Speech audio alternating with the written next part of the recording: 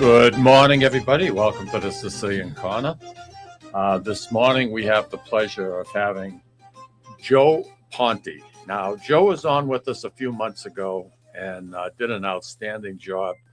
And you know something, we received a lot of correspondence from you saying, you got to bring him back. You got to bring him back. So, after being married for 53 years, I always do as I'm told. So anyway, here we are, Joe. How are you, brother? Good to be back. Good to be back, Mike. This crazy weather in March it's something to try and put your finger on. It's next to impossible. I know, right? And next to impossible. We're going to get a high of 34 tomorrow, is that? Yeah. Okay. Yeah. Lord. Just about right. Yeah. Just about right. Yeah. My little Nana Messina, I don't think she was 5 foot tall. And in broken English, she would say, Macho Pazzo means March is crazy. Yeah. And boy. What month is it, Mikey? Yeah, that's true. Yeah. But, to have the swings, like you said, yesterday, it was, if the sun would have been out, God almighty, you could have went to the beach. Yep. It was just beautiful. And, something, I kind of like the swings. My brother is down in Florida. He's in Tampa, and the weather, he's had 2 very, very good weeks down there as far as weather-wise. But he's looking forward to coming home Tuesday, and, it'll be good to have him back in the area. Yep. But, Joe, you have so many hats that you wear. There's like 10 different conversations we could have with you at any given time. But you know something? You said to me, why don't we do a background on the history of lighthouses right here, especially in New England, because that first lighthouse was built right here, right? Boston Light. Yeah. Right outside of Boston Harbor. And there's something about lighthouses. I don't know what the hell. I find them intriguing. It's fascinating. Louis, in Newburyport, the lighthouse that's in Newburyport, they had a caterer, and you could go and have dinner. That's still there. They're still doing that. Yeah, you can have dinner there. What's the name of that place? It's Mike. It's not a lighthouse. That was the upper range. Upper range. That was a range light. There was a lower light near the Coast Guard station. So if you align the upper and lower ranges when you're coming into the harbor, that give you a clear shot into Newburyport. Yeah. So that's what. So lower range meant that their power. Two lights. There's one above the other, separated by a distance. And it's funny when they advertise, going there for dinner. Yep. They advertise it as a lighthouse. Well, it is indeed kind of a lighthouse. It is a lighthouse, but it's not. I think it's a great idea. You can check which restaurant in town you want to cater. That's right. A lot of restaurants participate. Yeah. So all the food has got to be brought up those stairs. Oh yeah. Oh yeah. They got somebody who brings it up the stairs. What kind of a tip you have to lay on the table for that? You're not going to get away cheap. Last time I checked, it was about $350 or $375 or something like that. Yeah. How much? $375. But you're up at the top. You're top of the range light. You're by yourself. It's quite an experience. Yeah, all you need is the legs to get up there, right? The legs to get up there. And it's tiny. It is tiny. It's tiny. Yeah. Unfortunately, it's most people with discretionary dollars to go out to eat or go to a casino. They're up there in years, and trying to do something like that would be next to impossible for a lot of people. You get the exceptions. Yeah, you get the exception, but I think it's a great idea. It's 2+ stories. It's not awful. Good. Yeah. And of course, I have the light out on Plum Island too. So. Yeah. Oh, are you familiar with that? Yeah, very much so. Yeah, right at the entrance to the harbor, right across. You look across, and you're looking at the Black Rocks from Salisbury side. That's where it is. It's basically the entrance to the harbor. What kind of a range would a light like that have? Like if you were in the ocean, probably 12 miles. That's not that high a structure. Because the earth is round, Mikey. Yeah. When they first started off lighthouses, they used to burn coal. They burnt whale oil, yep. lard. Jesus, just think of the people that had to maintain that and the distillation. Holy chipoli. I mean, that's incredible, huh? There's- But the first lighthouse was actually by the Egyptians, right? Well, as long as mariners have gone to sea, they've always wanted to get back. Okay, and the first attempt at any kind of a light was put up in the Nile Delta, the city of Alexandria. There's a long peninsula there, and Alexandria, named after Alexander the Great, and they put up a huge tower that stayed for several hundred years, and they would burn. It was 450 feet high. Yeah, it was a stone structure, and somehow it survived for hundreds of years. It finally succumbed through one of the local earthquakes. But they just burned wood and whatever flammable things. 450 feet up. That's Yeah. my point. Yeah, How the hell do you get wood up there? you had to schlepped it. Somebody lo- carried it. Yeah, Some Phoenician. And, Yeah. and the name of that lighthouse was called Pharos. right? Pharos, and as a matter of fact, the term pharology, which is the study of lights, okay, Well, is- listen to Joe go. is derived from that Pharos. So that construction goes back to let's see, 280 BC. 280 BC. So it had a lot of miles on it, and it stayed for several hundred years. And finally, a series of earthquakes. They've done archaeological explorations in the water of Alexandria Harbor, and they have found large blocks. They can only surmise that was part of the Pharos Light. Okay, Wow. the Romans, of course, who owned the Mediterranean. Remember the term Mare Nostrum, our sea. Okay, You paid attention to Central, didn't you? a good Sicilian Huh? a You good paid attention. Sicilian term. Who did you have for Latin at at Brother Central? Brother Godfrey. Big tall guy. Yeah, He big must have tall been one guy. hell of a basketball player. Yeah, right. Well, the Romans, they plied the Mediterranean. They had a number of lighthouses everywhere. Again, sort of built in stone towers, burning some kind of thing. Remember, most of the sailing in those days was done pretty much coastal. You didn't go out in the middle because you didn't know where you were. But with the decline of the Roman Empire in the 5th century, the lighthouses declined, and we really went into dark ages. Wow. But I don't know, around the 1449, 1450, fellow by the name of Columbus, not Christopher, but his uncle, built the first lighthouse. Louis, you paying attention? I'm paying We're attention. taking notes here. built And the there's a first, quiz. That's his uncle. first lighthouse in Genoa. And this is This was his uncle. and it was called Lanterna, 1449 by Antonio Columbus, Christopher's uncle. And pretty soon, as nations grew their maritime power, lighthouses started to spring up everywhere. And over a period of 150 years, lighthouses were built on cliffs, on islands, rocks, and reefs around the world. When the lighthouses did their jobs, effectively, ships made it to port. I remember That's being the bottom line. I remember being a navigator on a Coast Guard cutter when I was a young officer, using lighthouses to pilot. This is before the days of GPS, and you'd take bearings on various lighthouses. You knew right where you were. But the problem with lighthouses, there's simply not enough of them.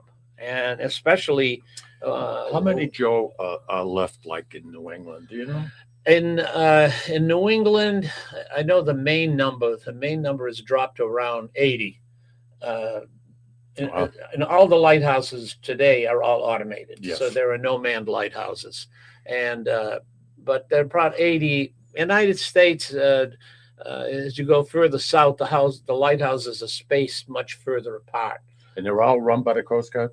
Not all of them. Some of them, when they are no longer used, are open to the public domain. Museums or whatnot? Museums can buy them. Even individuals can buy a lighthouse. Somebody bought the Graves Light in Boston Harbor, and he's completely refurbished it. I think somebody bought the the vessel that they use. It's a harbor vessel, a light vessel. Oh, Coast- the Nantucket lightship. Nantucket. Yeah. An individual bought that. Yeah, that's right. We- A lot of them are still preserved as part of various museums, nautical museums. Of course, the building of lighthouses on reefs was really a problem. That was a civil engineer's nightmare. And I can imagine. one of the more famous lighthouses that was built on the treacherous shoals was called the Eddystone Light off of England's southern coast. Before then, hundreds of ships found their way on the rocks, were destroyed. So with much effort, they built a stone structure, and they could only build it during low tide. So they had about a 6-hour window every day. The hours- and they had to evacuate. The hours and they were good. built it. And but what happened is it lasted for a number of years and had a big storm, and the thing got knocked over. And they had to rebuild it. Joe, I just wanted to mention New England in particular, Yeah. how much history is involved with lighthouses right here in our own Oh, backyard. God. I mean, you look at the Boston Light, which Boston you brought Light, up yeah. earlier. Yeah. I mean, during the American Revolution, I mean, that was the first light, right? The first lighthouse. The first lighthouse. Yeah. Right. Imagine that, Louis, in the whole country. Oh, We had the we had a first lot one. of firsts around here. There are. The Coast Guard has its origins here in Massachusetts. The first lighthouse, the first revenue cutter. Who ran the lighthouses prior to the Coast Guard? The government. They had the lighthouse service. No, Oh, of course- before of course then, they did. individual states ran it up until I don't know the late 1700s, and then finally General and President Washington said, "Look, we're a maritime nation. We've got to be somewhat standard and unified in our approach to light So navigation." that was President Washington. So Did they Newburyport have the original Coast Guard unit, or am I they misunderstanding built the the story? first revenue cutter. The revenue cutter Massachusetts was laid down in Massachusetts, and they plied. They were like the maritime police. Yeah. Basically, could stop you and search you and search for contraband, as they're doing today. Okay, that was their mission. And places like Newburyport, the Custom House Maritime Museum, that's where ships were cleared for what they were carrying. They paid their tariff and all of that. So there's quite a history that goes with them. Ships played such an important role in New England because everything came here by boat. Yep. I mean, literally, Including the and- people. including the people. Yeah. Well, the Eddystone Light really posed a challenge for civil engineers, and somehow they finally devised the method of interlocking granite blocks that could withstand huge waves 60, 80 feet high. You've probably seen these pictures and large posters of these lighthouses washout. Yeah. being inundated. Eddystone Light's kind of an interesting light, in that there's even a popular song that came with it, Mike. I love it. You dare What's the me name? to dare me to Give me a little bit of it. Lay it on me, brother. My father was the keeper of the Eddystone Light, and he slept with a mermaid one fine night. And from this union there came three, a porpoise and a porgy, and the other was me. Hey, bravo, brother. All right. Bravo. I like that. I like that a lot. Besides Eddystone, there was a one called Bell Rock, built up in Scotland. Both of these really proved in the means of building lighthouses around the world Okay. in difficult places. Joe, what can you tell us about the Boston Light and the history of it? Well, it was first erected in 1716 on Little Brewster Island at the entrance. We weren't even a country. I Yeah, don't know. and it was known as Boston Light. Fire damaged it, and the British, nasty little buggers, after we threw them out of Boston when we occupied Dorchester They destroyed it, right? They blew it up, yeah. And it wasn't rebuilt until 1783. After the Revolution, Sandy Hook Light was built in 1764, and it's the oldest continuous working lighthouse. That's the oldest one. Sandy Hook, yeah, down in That's in New Jersey, right? as a working lighthouse. Remember that There's a Boston Light difference. has the because it was blown up. All right. Uh, most of the time, the lighthouses were illuminated by a very simple device, a whale oil lamp in front of a parabolic mirror. It's hard to believe. Huh? And that was it. They were called the argand light. And it was considered the state of the art for illumination. And the parabolic mirror did it. Of course, in 1822, a very clever Frenchman by the name of Augustin Fresnel invented the world famous Fresnel lens. That changed everything. It changed everything. It used optically pure glass, which was centrifuged before being molded into prisms. Now, the prisms serve the purpose of refracting or bending the light. So light, think of a candle, and the light goes in all directions. Imagine putting it inside a lens that any of the light that went to the ceiling that was wasted was refracted or bent so it was horizontal. In doing thus, okay, the light, the same whale oil lamp now had 4 times the illumination power and could be seen 4 times longer. So that was an amazing invention. You know, in my house, I have 2 bathrooms upstairs, Louis. And they're back to back.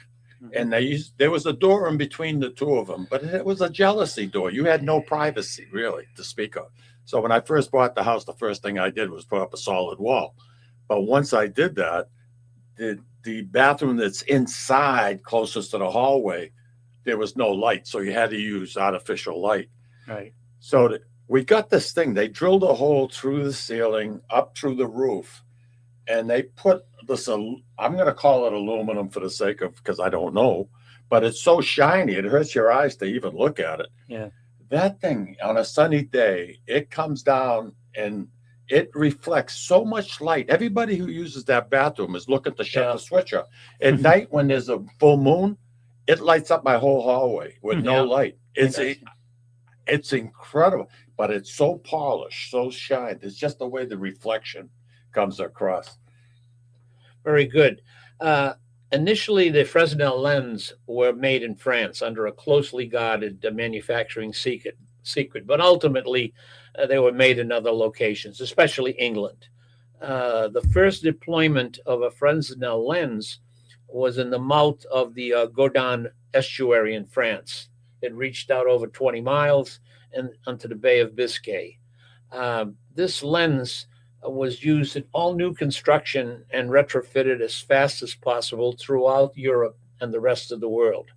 However, the United States was lagging, okay?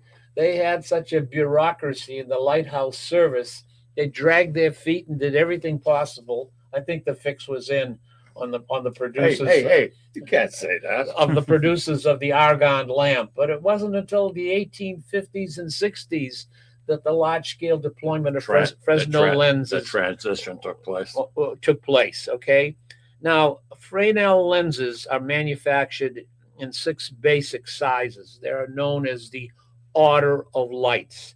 The largest sized lens is known as a first order Fresnel, probably about 8 feet high, 6 feet in diameter. Seriously, one of the first order Fresnels is in Seguin Island, right off the coast of Maine. It's one of the few first orders. The second, third, fourth, most of the lights you're going to see are the third order.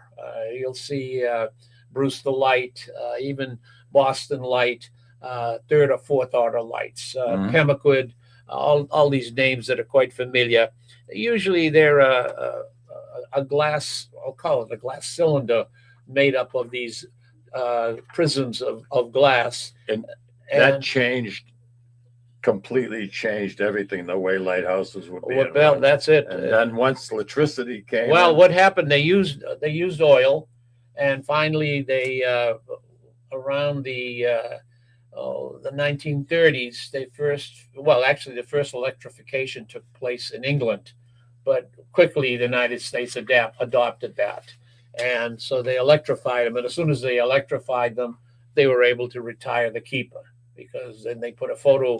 What a lonely job, huh? Well, I once, can't even imagine living yeah, in the Seems winter. peaceful.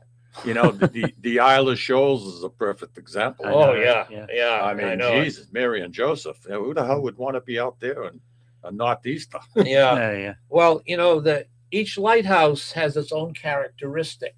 You're out to sea and you see a light. Well, what lighthouse is that? Well, what they do is they flash different characteristics. Okay, I was going to one ask you. a long, a short, and what have you. Some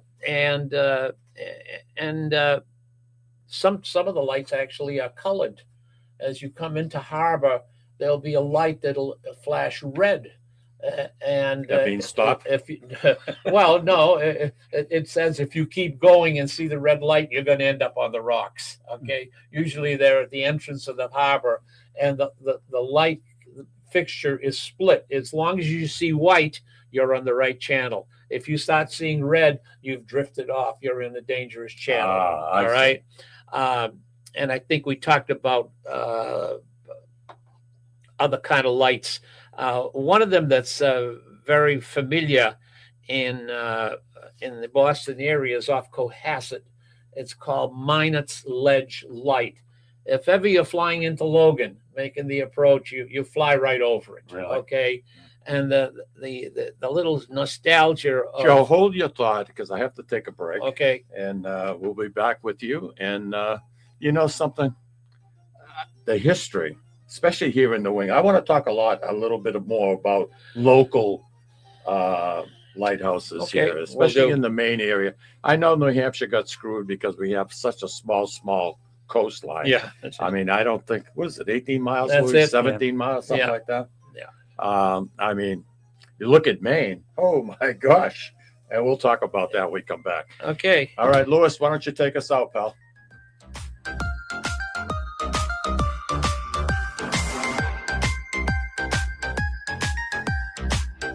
Ciao, this is Esther of You, Me, and Sicily. I want to talk to you about Tommy Amin and the great staff at Butcher Boy Market.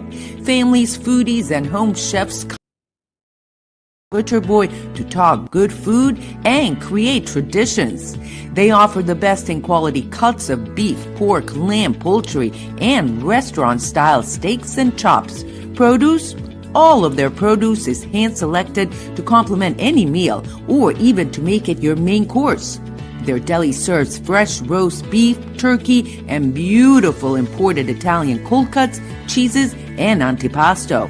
And don't forget the Butcher Boy Bakery, featuring sweet delectables from all over the state, as well as their very own bakery. That's Butcher Boy, where the secret to a great steak is, of course, the steak.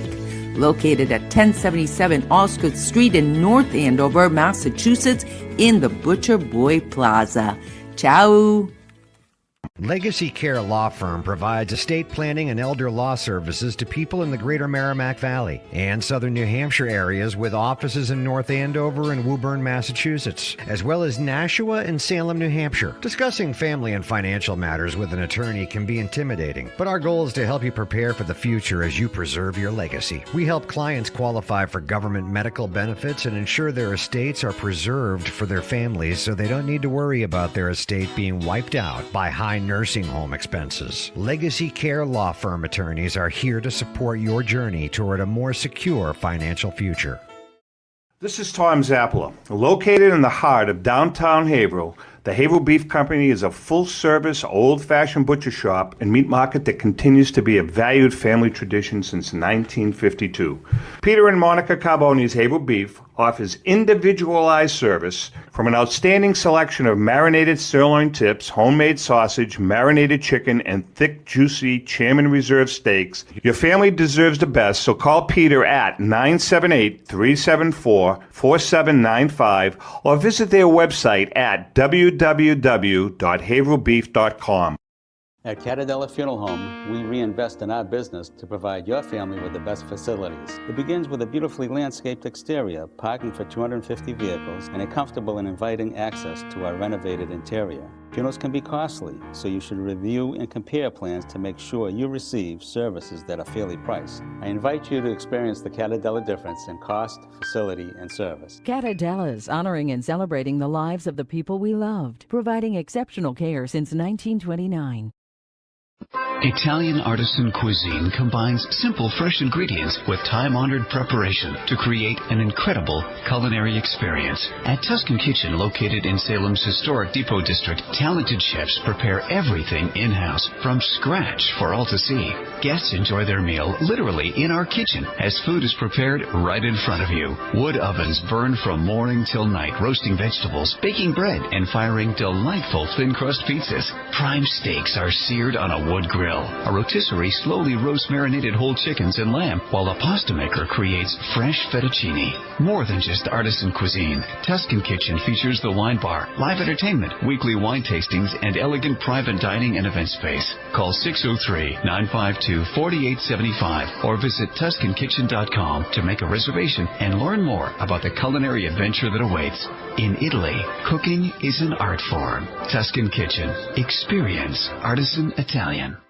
Play more, earn more, win more at Encore Boston Harbor. Sign up for Win Rewards today and score $50 in free play instantly. Score even more as you play your favorite games. New members will also receive $25 in free play for every 100 tier credits earned playing with your new Win Rewards card. Highly rewarding instantly. Visit EncoreBostonHarbor.com for more information. New members only. Further terms and conditions apply. If you or a loved one is experiencing problems with gambling and needs support, call 833-273-5050 or visit GamblingHelplineMA.org to speak with a trained specialist. Specialists are available 24/7 and services are free, confidential, and available in multiple languages. This is Cindy and Mike Kunstler, owners and operators of Four Oaks Country Club and Grazie Italian Restaurant in Drake, Massachusetts. Grazie Italian Restaurant is the hidden gem of the Merrimack Valley. Why is that? We have an incredible chef, Oscar Figueroa. In the words of local famous chef and restaurant owner Lydia Shire, Oscar thrives on hard work. He is capable and gifted. No one makes better food. Scallops, seared to perfection. House-made ravioli with farm-fresh local corn. And buttery, tender, lazy man's lobster, just to name a few. You have to come experience Grazie Italian Restaurant for yourself. Grazie Italian Restaurant, located at Four Oaks Country Club, 80 Meadow Creek Drive in Drake, Massachusetts. Hope to see you soon. And we are back with our guest this week, Joe Ponti. And Joe, you have so much information; it's incredible. You lived up in Bristol, Maine, for a while, and you became of course you did. You became a tour guide for the lighthouse. The Pemaquid Lighthouse. Yeah, we actually lived in a little village called Chamberlain, which is a couple of miles up the Bristol Peninsula. That's where Pemaquid Lighthouse is located. Okay. And I happened to be there during the dedication of the coins. You remember each state had a coin that were, and on the coin representing Maine was the Pemaquid Lighthouse. Wow. Okay. So there's a big ceremony and the governor came and all of that. So I'm standing around just doing nothing.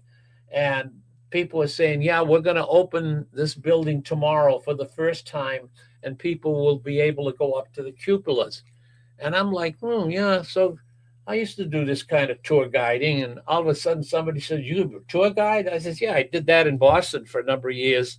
Wow. He said, can you come here and do a little in the lighthouse? I don't know much about it. He handed me a schlep of paper. Here, study this overnight. So the next day I came up and we had it was the most fun I ever had. Oh, really? I love that. In the area, there's a lot of lighthouses that go up and down the coast. Rockland, Maine. Yeah, Rockland, Maine. What a beautiful community. The Lighthouse Museum is up there, which is wonderful. Very good take. Captain Black was the guy that really, he was good. He was good. Of course, you have Arches on the Pier restaurant located up here. You want fresh fish, Lou? The boys, the owner's sons go out and they catch lobsters and they bring them to the restaurant. Yeah, I mean, it doesn't get.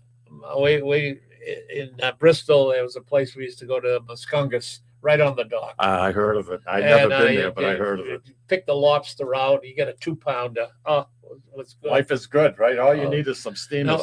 One of the interesting names of lighthouses, the one off of Booth Bay, it's called the Cuckolds. Mm-hmm. You know, if you are a cuckold, okay, yeah, that's its name, and it's one of the lighthouses, pretty much on the entrance of the harbor going into Booth Bay. What an interesting name. Oh yeah. If somebody was to ask you, what's the most photoed? Oh well, that's lighthouse? the Nubble. Oh yeah, that's the one in York.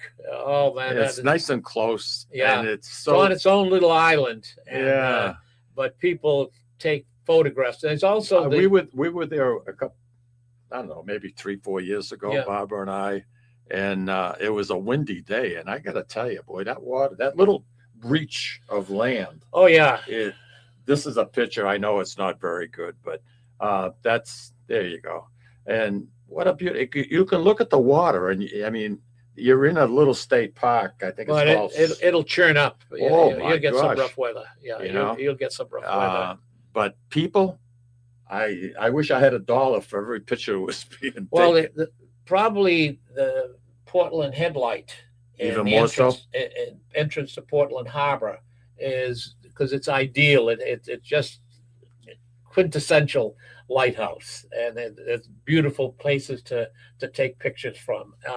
There's Noble there. Yeah, and I mean, imagine the weather they see, and they're close to land. I know mean, it. There's I know probably it. What the heck is there? Probably 150 feet to the park where you can park your car. The lighthouses in Maine are relatively short, probably 35, 40 I noticed steps. that. I'm glad you brought that up. Because most of them are built on some kind of a rock pinnacle. They're elevation. already 40, 50 feet above the water line. Because you go further south as you get to the Outer Banks in Florida where they're flat, there you're going to get 100, 200-foot lighthouses. Oh, wow. And you got to, How many steps, Louis? I mean, you 200 knew the answer to 12 million bricks. You 10 should- feet to a story, so 200 plus, 220. yeah. All right. Yeah. Then you wonder why I call him the professor. Yeah. All right. Pembroke, I remember, had 39. Okay. 39 steps. We had a lot of fun with that. And there was a little opening that you went into the cupola, and we put a template on the ground. So people will ask, when I climb up the thing and I got to go into the cupola to be right next to the lens, how big an opening do I have to go through? There were some hefty people.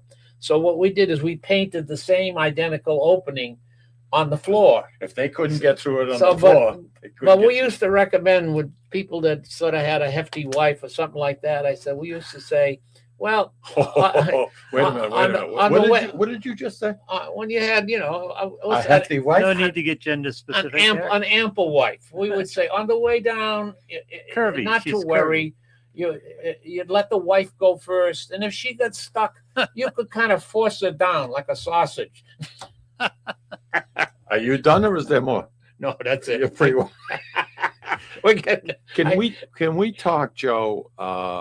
And I know nothing at all about this subject, but you were in the Coast Guard, the lighthouses, the light boats, the oh yeah, what do you well, call the light ships, they're Light called, ships, like right. Nantucket light ship. Yeah. Okay, they were placed out sometimes quite a few miles away from shores, where there was a particularly dangerous shoals. Okay, How did they have to? They would drop the anchor and stay? They had a couple of anchors. They had these huge, what they call mushroom anchors, that they would drop down and anchor them down. And the only problem is, Who the hell wanted to have that duty? awful duty, especially in the fog. Imagine Yeah. 2 weeks with a foghorn blowing every minute. Good Lord. How do you sleep? I mean, are these manned? Or are Oh these- yeah, they'd be banned. Oh sure. Oh, So sure. people that were bad got that duty? I don't know. But to make things I mean, bad put things me in worse. put me in the brink. I forget the year this happened, but some ship in very rough weather, zeroing in on Nantucket Light, okay, kept going. Hey, we're getting a good fix. They ran it over. Yeah. So, Because it moves so far. The anchor? no, the ship was at anchor, Oh. but the ship coming in using it as a navigational They lane, went right for it. right for it, sank it right on. Oh yeah, they I also. wonder how the insurance company felt about that. Oh, I know it. Pemaquid was interesting in that I went through a restoration. We raised money, and we completely restored the lighthouse because it was kind of, scungy on the inside. Sandblasted it, repainted it, and so people went up there, and it was really it was a showcase, and we'd get 100,000 people a year that would climb up that. Seriously? Yeah, Wow. yeah. And it was free, right? Free, yeah. You just make a donation. We'd make donations, Yeah, and yeah. we did. We made we kept our head above water and did that. But it was a lot of fun, and we enjoyed it. We had a good camaraderie of people. Joe, are you familiar with the lighthouse on Vinyl Haven? I know what you're talking about. I've never been there. Yes. I've been to Vinyl Haven. I know they had a lot of. House at that for a week. Oh, did you The lighthouse really? in Vinyl Haven. Yeah, we knew the town controller. I think was his. Oh, position. well, you mentioned Pemaquid today. You can rent Pemaquid by the week. The Oh, wow. Lightkeepers building, which is adjacent to the lighthouse, that's owned by the town of Bristol. Oh, And you can make arrangements to stay there for a week at a time. And it's not that horrendously expensive. Now, it's a little primitive too, but if you want a place to spend an adventurous night, a week, that's the place. it sounds like an experience, but again, it would be suited for someone a lot younger, I think, right? Well, yeah, the little, you can, The main lighthouses are kind of, as he said, they're not terribly tall because they're built on ledges anyway. yeah. Yeah. I want to talk about the Isle of Shoals and the White House Island. Oh, yeah. Well, Do you know much about that? I've been out there several times Okay. by a sailboat, by powerboat, and it's a wonderful place to visit. You could go there. There's so much to see. Yeah. And it's good size too. Yeah. Yeah. Another one that I go out by boat which is not far from Bristol, is Monhegan Island. Where is that? It's off the coast of where Bristol is. There's a couple of small boats that you can take you out to Monhegan, and that's a kind of an adventure. It's an island, 1 mile. It's like almost square, 1 mile by 2 miles, and you could walk Around the pier. it, yeah. They leave you there for about 6-7 hours, and you have the run of the island. And there are no cars or anything like that. Same thing for the Isle of Shoals. Sure. No automobiles. Right. And you can do a lot of really good adventure. It is really worthwhile. So You love this stuff, don't you? Oh my God! Look at that smile. I remember. Look at that smile. I remember coming back when I was in the Coast Guard I was navigator, and we'd be coming back from a 3-week weather patrol, and you really didn't know where you were, because in those days we didn't have GPS. We had Loran maybe. We had navigation, but if it was cloudy, you couldn't shoot stars. So we'd be coming back, and you knew if you headed due west 270, eventually you would hit North America. Somewhere. And we were always on the lookout for Cape Race. You knew that was at the tip of Nova Scotia.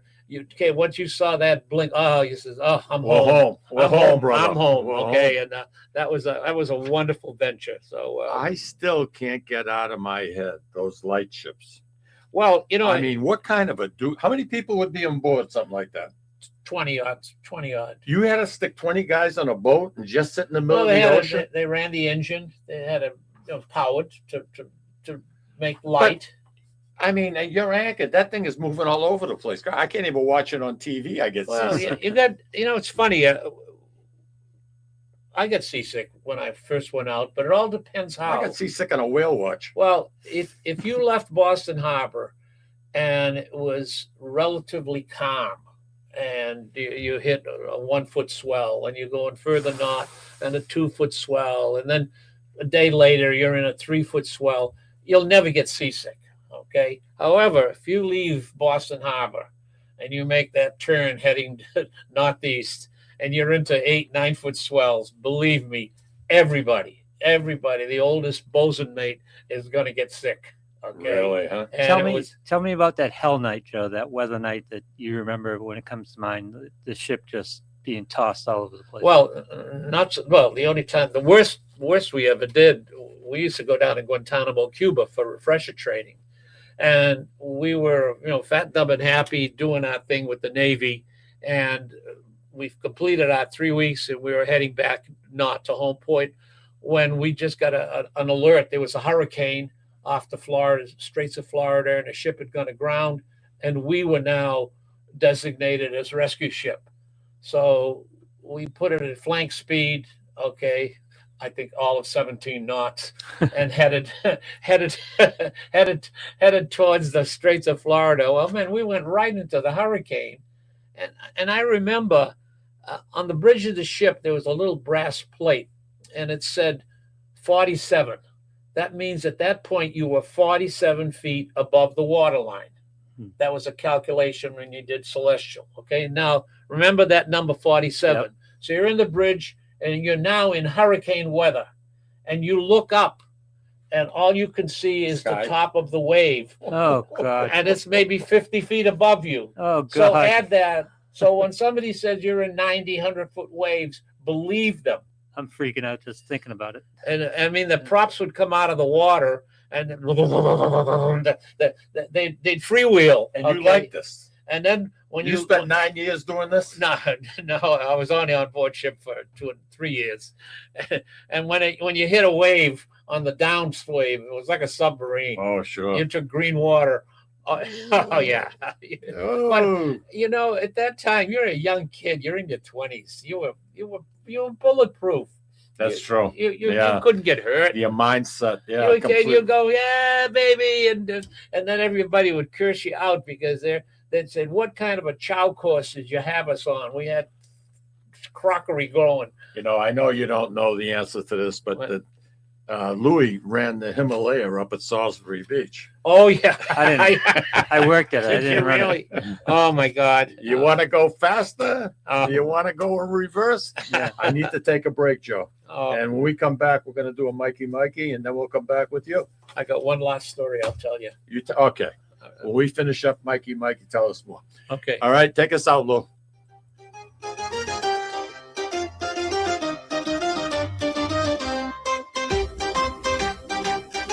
Ciao, this is Esther of You, Me, and Sicily. I want to talk to you about Tommy Amin and the great staff at Butcher Boy Market. Families, foodies, and home chefs come together at Butcher Boy to talk good food and create traditions. They offer the best in quality cuts of beef, pork, lamb, poultry, and restaurant-style steaks and chops. Produce?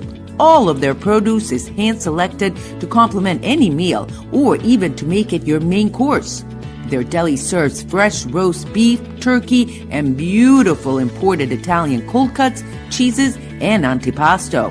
And don't forget the Butcher Boy Bakery, featuring sweet delectables from all over the state, as well as their very own bakery.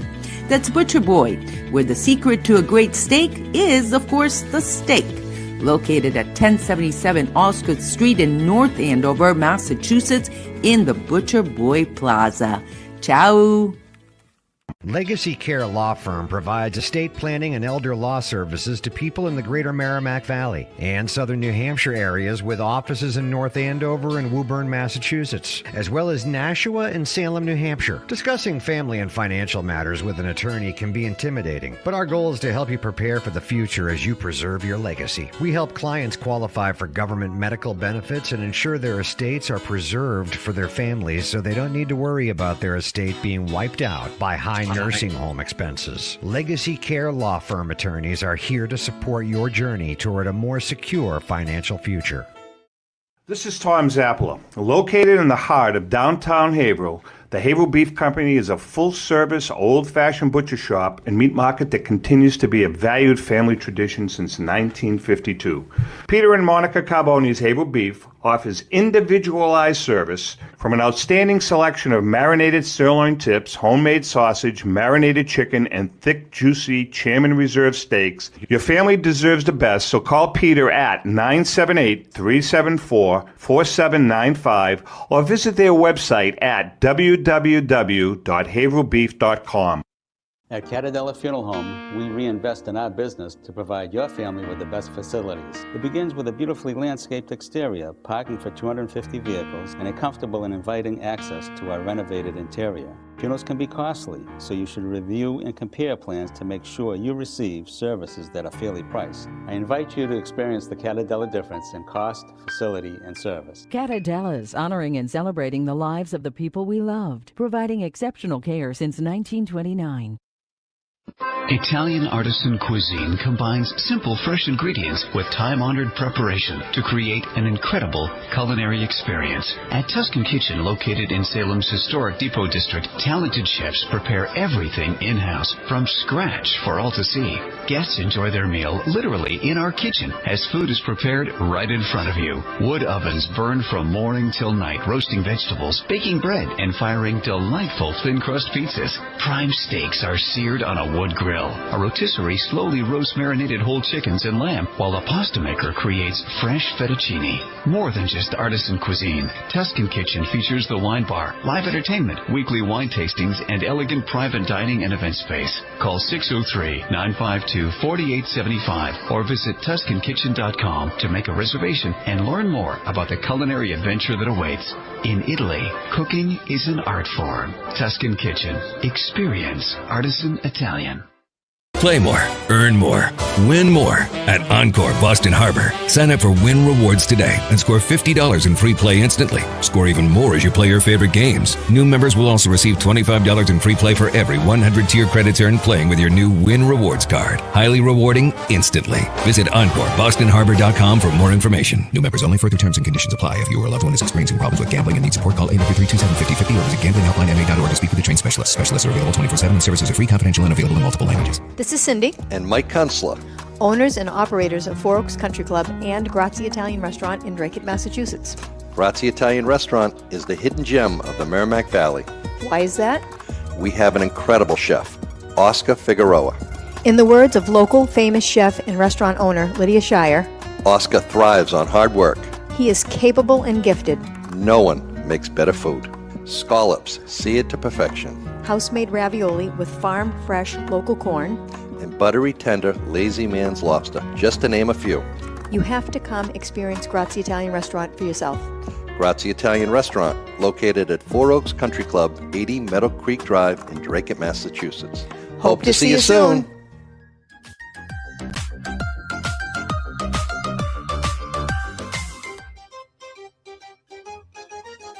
Hello, this is Rico Petroselli. Now it's time for Mikey Scratson.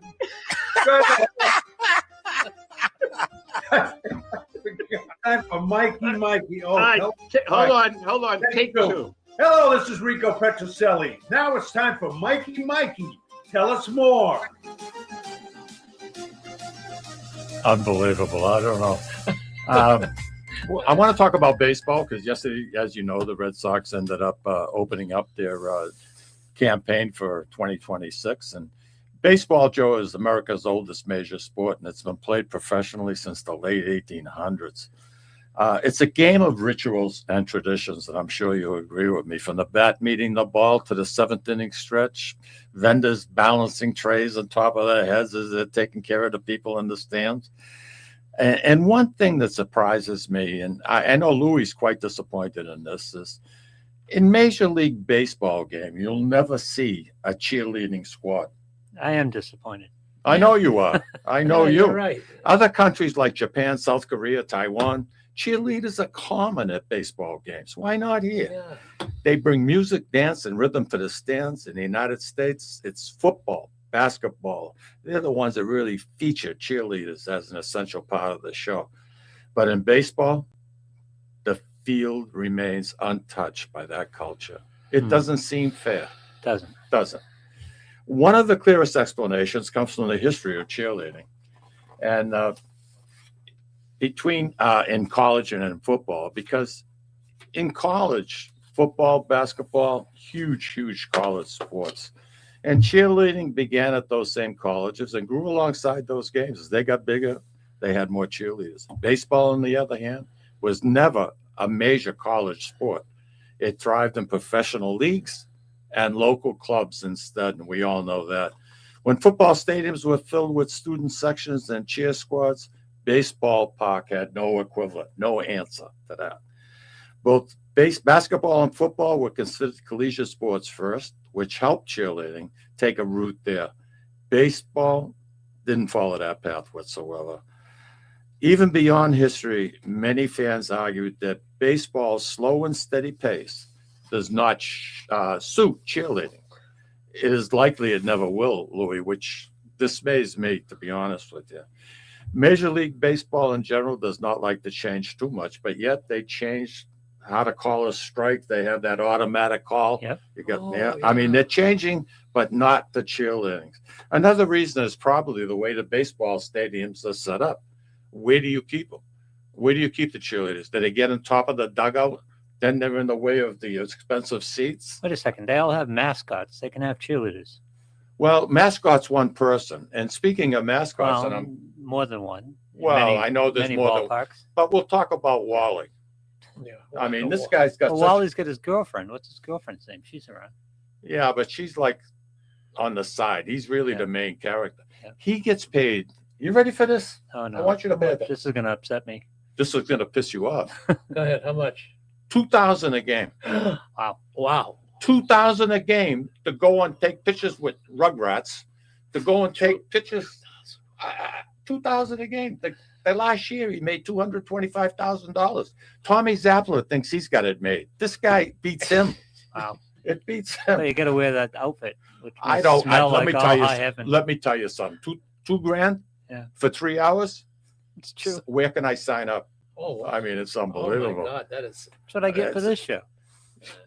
Yeah, of course you do. $2 grand. Joe, we're back to you, pal. Well, In closing, what do you well, want to one last story. You know, the U.S. Lighthouse Service had its origins going back to 1789, 1 year before the Revenue Cutter Service. Okay, but they remained as an independent agent until 1939.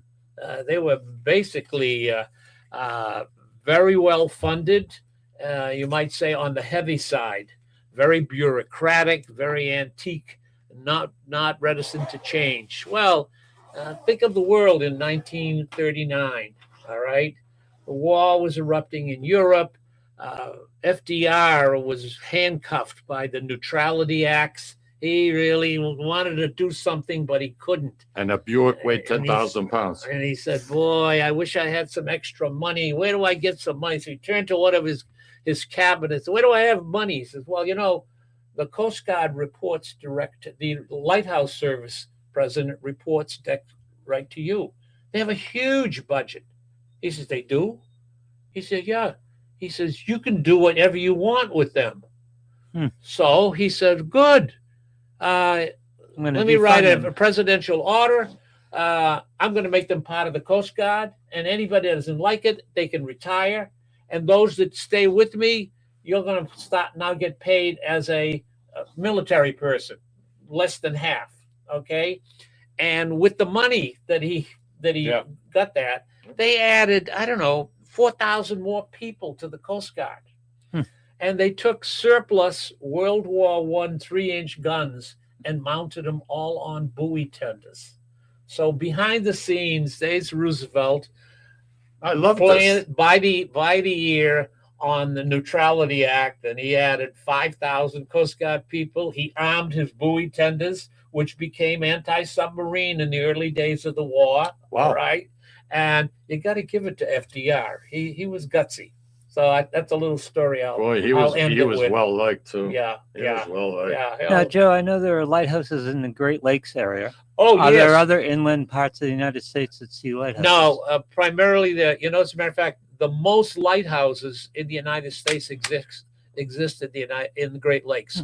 I think there are 103 lighthouses Really? still on the lakes. Okay, unfortunately, the Edmund Fitzgerald was not available to look at those lights several years ago. Yeah, I know. You know, the story is a brand new book that just Yeah, came out yeah. on that.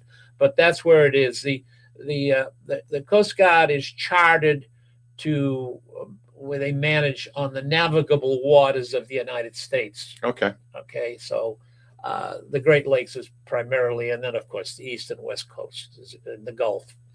Wow. How do we call it? The Gulf of Mexico. Mexico. Yeah. Gulf of America. No, you. Gulf of America. I knew Whatever you you were want to gonna- call it. I knew you were going to say that. That was a baited point. But that's my stories on lighthouses. Unless you got questions, I can answer them. Oh, I'm sure you can. I'm just amazed that how far back they go. I mean, before this country was really a country, and I just love it. And there's something about getting up in the morning or at night, rather. You come back from dinner and you're right on. You could be at the Stage Neck Inn, the Cliff House in particular, and you look to your right and you see these beautiful lighthouses. I mean, there's something serene. And if there's a foghorn, I'm jello. I love it. Well, I forgot to tell you, Minot Ledge Light. It has Minot, M-I-N-O-T. That's off Cohasset. Okay. All right. It's on a ledge. Yeah. Okay. Its flashing is 1, 4, 3. It's the 1, 4, 3. And people call it the I Love You light. Yep. Minot Ledge. You knew that? Yeah. Well, I'm familiar with the term 143 in that context. And I love you. It's referred to as the I Love You light. And so if you're coming into Logan, flying over that, look down and you'll see it, especially at night. Louis, I have to say it. You impressed the living bejeebers out of me. Oh, I know it. I mean, some of the stuff that he maintains, it's incredible. And that's why he has nothing important. Just a lot of that stuff. You've got a good lighthouse stuff under your belt. You do. Very good. Very good. Very good. Give you we were talking about the lightships, and altogether, I believe there was 613 of them. No, I don't think that many. Let me see. Am I mistaken? Hold on for a minute.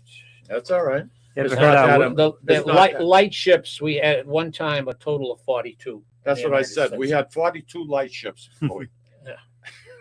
The lighthouses at one time. 613. No, at one time we had a total of 331. And let's see. But now there are thousands of what you call. That was 1850s. We ended up the maximum number of lighthouses was 1,462, with 51 light ships. That was at the high tide of illumination. Not 613. No, that's it. Have you ever heard of whistle buoy, Mike?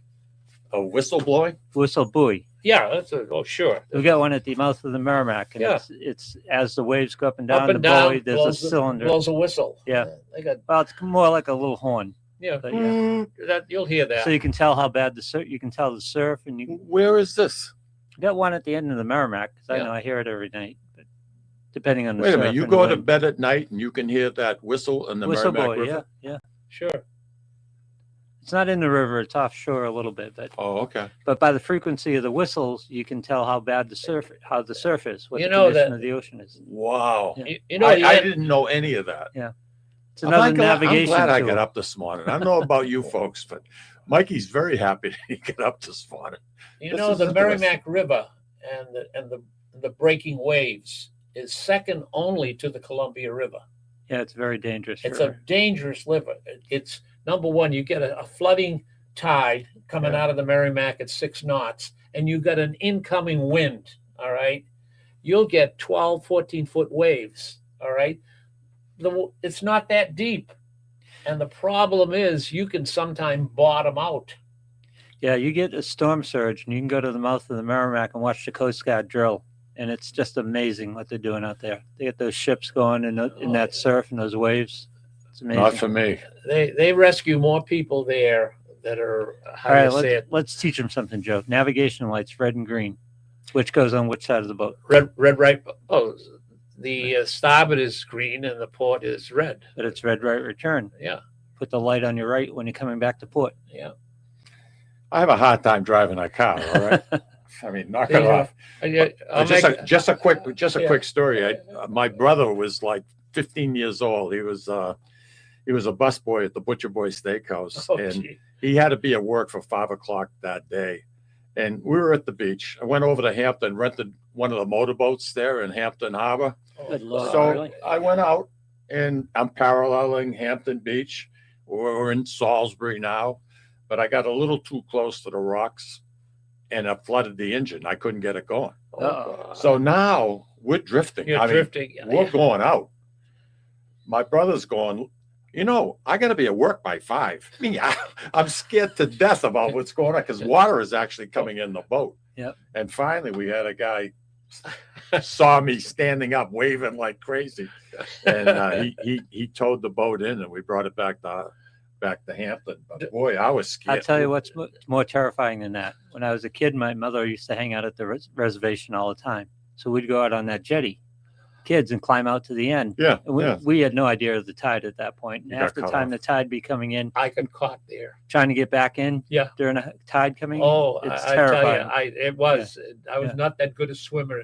I must have been 10, 11 years old. No, we didn't want to swim at all. We wanted to get back on the jetty. So Yeah, that's a bad place to swim too. Had to be scary. Yeah. I've done a little fishing off the rocks when I was much younger. Yeah. That was fun. In the same situation, you don't realize when that tide's coming in, you better hightail it. It's wicked. You get the hell out of it. I know it.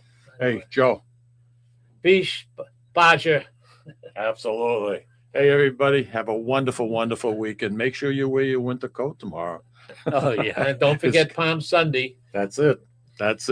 Take care. Have a wonderful, wonderful week, and we hope you can join us next week. And something, Esther, we're going to be doing our Sicilian Going show. to Sicily? We're going to Sicily. Nice. Yeah. So take care, everybody. Ciao. That was